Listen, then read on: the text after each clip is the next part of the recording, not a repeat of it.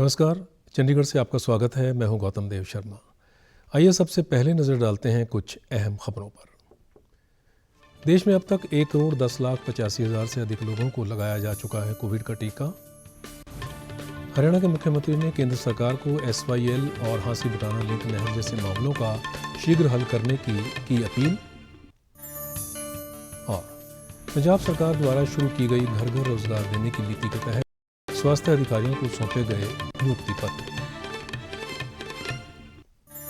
अब समाचार विस्तार से।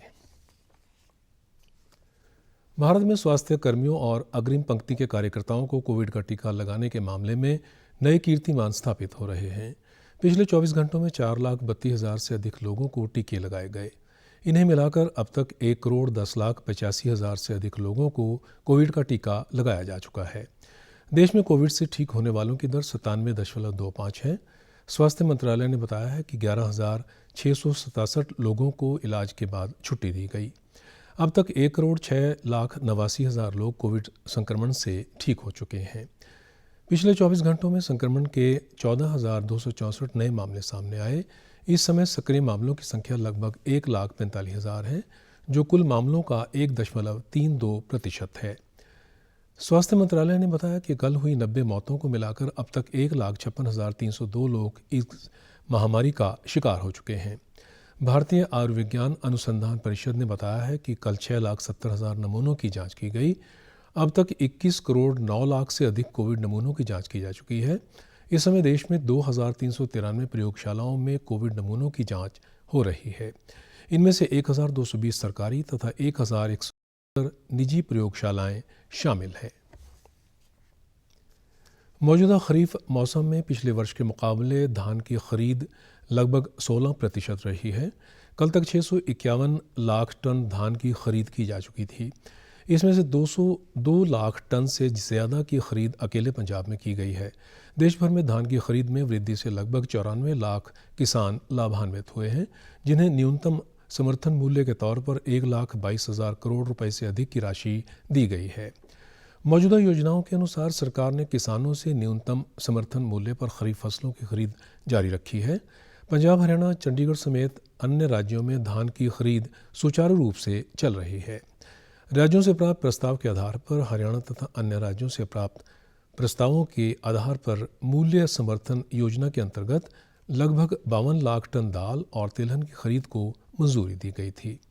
कल तक नोडल एजेंसियों के माध्यम से सरकार ने 3 लाख टन से अधिक मूंग, उड़द, तूर, मूंगफली और सोयाबीन की खरीद की है। इससे तमिलनाडु, कर्नाटक, महाराष्ट्र, गुजरात, हरियाणा और राजस्थान के 1,67,000 से अधिक किसानों को लाभ हुआ है। कर्नाटक और तमिलनाडु में 5,000 टन से अधिक कोपरा की न्यूनतम समर्थन खरीद से 3,961 किसानों को फायदा पहुंचा है। प्रधानमंत्री नरेंद्र मोदी की अध्यक्षता में हुई नीति आयोग की छठी गवर्निंग काउंसिल की बैठक में हरियाणा के मुख्यमंत्री मनोहर लाल ने चंडीगढ़ स्थित कार्यालय से भाग लिया। बैठक के दौरान मुख्यमंत्री मनोहर लाल ने केंद्र सरकार को बताया कि हरियाणा के SYL और हांसी बुटाना लिंक नहर जैसे मामले काफ़ी समय से लंबित हैं। उन्होंने इन मुद्दों पर केंद्र सरकार से हस्तक्षेप करने का आग्रह किया है ताकि हरियाणा की पानी की समस्या का शीघ्र हल हो सके।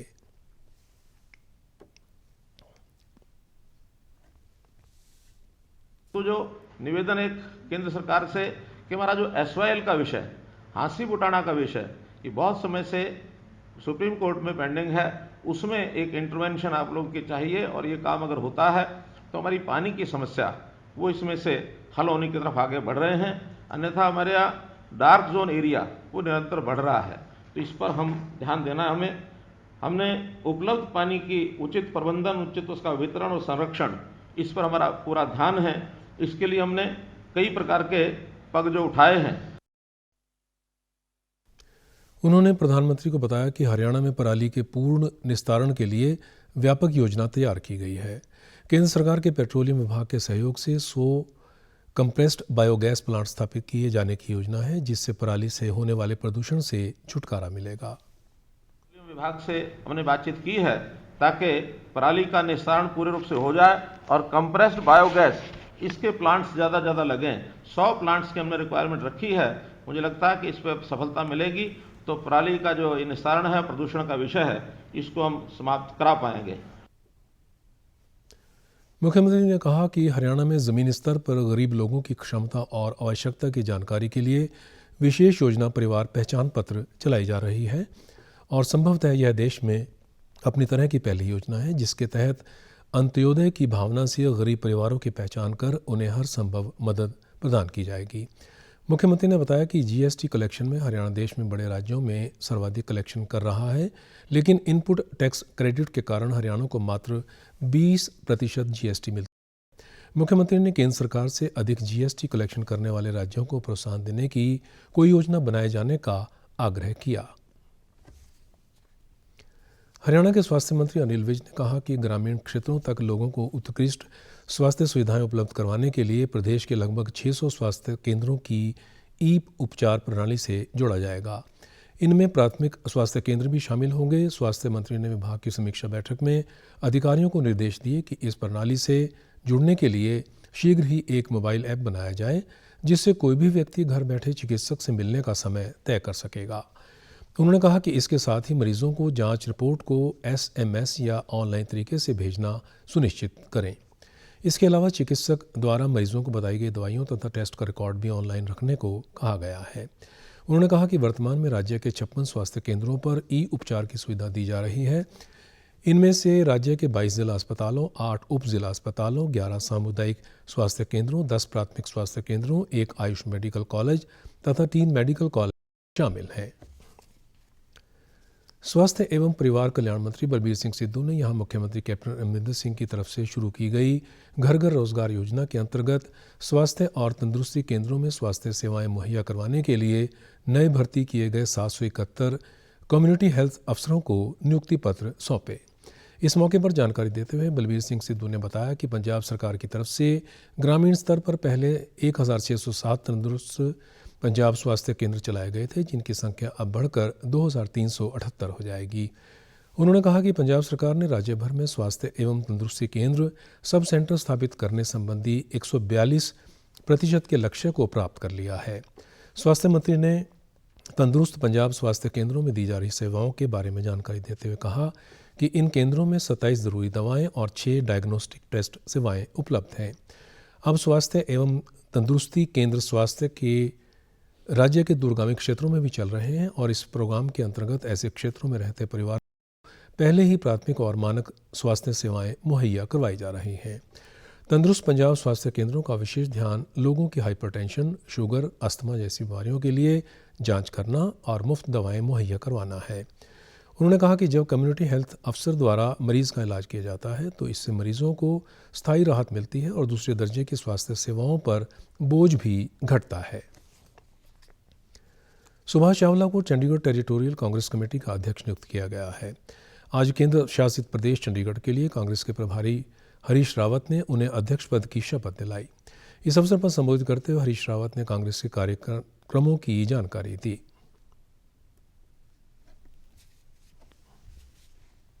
आपको आपका नया अध्यक्ष सुभाष चावला के रूप में बहुत बहुत मुबारक हो। बहुत बहुत आप लोगों के लिए एक मजबूत भविष्य के निर्माण के लिए काम प्रारंभ हो। चंडीगढ़ के सेक्टर 35 के कांग्रेस भवन में हुए कार्यक्रम में चंडीगढ़ टेरिटोरियल कांग्रेस के वरिष्ठ नेता और कार्यकर्ता शामिल हुए। नगर निगम मोहाली की ओर से सिल्वी पार्क फेज 10 में स्वच्छता संकल्प देश का हर रविवार विशिष्ट कार्यक्रम का आयोजन करवाया गया, जिसके तहत सेग्रीगेशन को प्रमोट करना, अपने आसपास सफाई रखना आदि विषयों पर लोगों को जागरूक किया गया। इस मौके पर मोहाली नगर कमिश्नर डॉक्टर कमल कुमार गर्ग ने लोगों को संबोधित करते हुए कहा कि हमें सेग्रीगेशन करना के साथ सफाई का भी ध्यान देना चाहिए। साथ ही पानी की बचत के लिए हर इंसान को आगे आने की आवश्यकता है। कोविड-19 के कारण लॉकडाउन के बाद रेहड़ी पटरी वालों को अपना काम फिर से शुरू करने के लिए केंद्र सरकार ने प्रधानमंत्री स्वनिधि योजना आरंभ की है। इसके अंतर्गत सड़क किनारे कार्य करने वाले लोगों को ₹1000 का ऋण आसान शर्तों पर मुहैया करवाया जाता है। इस योजना के अंतर्गत अगले 2 सालों में सरकार द्वारा 50 लाख से अधिक रेहड़ी पटरी वालों को ऋण उपलब्ध करवाने का लक्ष्य रखा गया है। प्रधानमंत्री स्वनिधि योजना के अंतर्गत लाभ प्राप्त करके बहुत से छोटे दुकानदारों ने अपना कामकाज फिर से शुरू किया है। चंडीगढ़ के अबराब हुसैन मेकअप का सामान बेचने का कार्य करते हैं। लॉकडाउन के दौरान उनका काम बिल्कुल बंद हो गया था और आमदन नहीं रही थी। उन्होंने स्वनिधि योजना के तहत 10,000 रुपये का ऋण प्राप्त करके फिर से अपना काम आरंभ किया और अपनी ज़िंदगी को पटड़ी पर लाने के काबिल बने। उन्होंने डीडी न्यूज़ चंडीगढ़ से बातचीत के दौरान इस योजना को उन जैसे छोटे दुकानदारों के लिए लाभदायक बताया तथा इस योजना की शुरुआत के लिए केंद्र सरकार का आभार व्यक्त किया। 10,000 के लोन से बेनिफिट ये मिला जो बीच में लॉकडाउन के कारण सारा टूट चुके थे। स्कीम का रेडी फड़ी वालों के लिए लाभ, उससे थोड़ा जोर लगाया, किसी और से कर्जे से लेके थोड़ा बहुत मिक्स करके थोड़ा बहुत कारोबार कर रहे हैं। रेडी फड़ी वालों के लिए अच्छी स्कीम निकाली है और आगे भी निकालें। रेडी फड़ी वालों के लिए बारे में सोचें, उनके कारोबार में चलने से कोई दिक्कत ना आए, कोई प्रॉब्लम ना आए।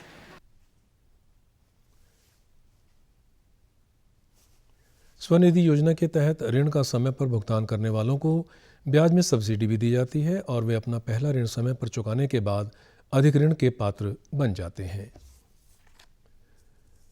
कोरोना वायरस का खतरा अभी टला नहीं है, इसलिए सभी से निवेदन है कि बाहर जाने के समय मास्क जरूर पहनें, सामाजिक दूरी बनाए रखें, बार बार अपने हाथ साबुन से धोएं और सैनिटाइजर का इस्तेमाल करें। वैश्विक महामारी कोविड-19 जिसका कहर संपूर्ण मानव जाति को अपनी आगोश में ले चुका है, टीका या उपलब्ध होने तक महामारी के खिलाफ मानवता की जंग जारी है। ऐसे में सबसे जरूरी है सावधानी और बचाव। फेस मास्क कोरोना से रोकथाम का सबसे प्रभावी उपाय साबित हुआ है। विश्व स्वास्थ्य संगठन और विशेषज्ञों की शोध का भी यही निष्कर्ष है कि मास्क से मुंह और नाक को अच्छी तरह ढककर कोरोना संक्रमण को कम किया जा सकता है। कोरोना संक्रमण से बचाव के लिए मास्क पहनने के साथ ही जरूरी है मास्क को सही तरीके से पहनना। बहुत से लोग मास्क से नाक और मुंह को सही तरीके से नहीं ढकते हैं, जिससे संक्रमण का खतरा बना रहता है। बिना मास्क या फेस कवर के घर से बाहर निकलने की अभी कल्पना करना भी सही नहीं है। जुड़िए डीडी न्यूज की खास मुहिम मास्क अप इंडिया के साथ। मास्क पहने और अपने मुंह और नाक को अच्छी तरह ढकें। अपने परिवार के सदस्यों और दोस्तों को मास्क पहनने के लिए कहें। Mask up India, mask up India. DD news के माध्यम से सबको बताना है, कोरोना को हराना है, मास्क जरूर लगाना है। Mask up India, mask up India, mask up India.